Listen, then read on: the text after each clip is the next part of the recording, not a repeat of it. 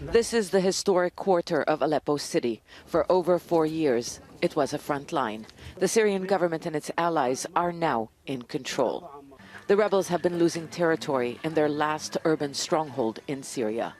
Pro-government forces are on the verge of a total military victory. But inside these besieged neighborhoods are civilians caught in a war zone. They are appealing for help. This is liberated Aleppo. This is destroyed Aleppo. We are being killed. Where are you, Muslims? We are here and we are remaining steadfast. But where are you? Aleppo is being destroyed.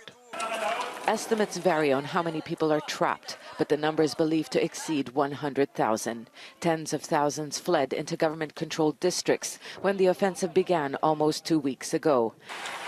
And as front lines continue to change, more and more find themselves on the other side, as government forces push deeper into what is left of rebel areas. Opposition activists say many civilians are being killed in the bombardments, and many are running out of food, clean water, and medicine. But the world is not seeing those images. The main difficulty we are facing in our job is to show the world the suffering of the civilians inside Aleppo. The world is not seeing the whole picture. Internet is now patchy because the regime took control of the communication towers. So the activists inside besieged areas aren't able to send videos, and their priority now is to stay safe and protect their families. From across the border in Turkey, citizen journalists like Osama Hadba do their best to stay connected with their colleagues inside Syria, who in turn reflect the feelings among those whose voices are not being heard.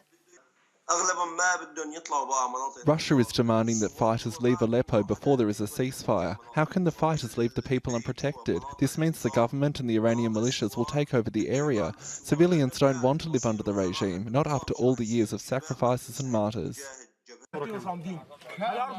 The rebels are refusing the demand by the Syrian and Russian governments to withdraw, and instead are calling for a temporary truce to allow the evacuation of civilians.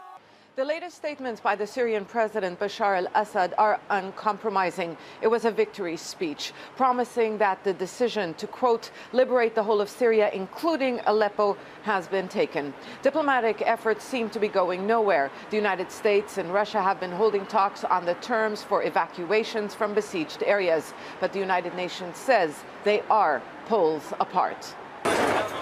It is on the ground where negotiations are playing out, and the rebels' bargaining power, just like their territory, is shrinking. Zena Khudur, Al Jazeera, Southern Turkey.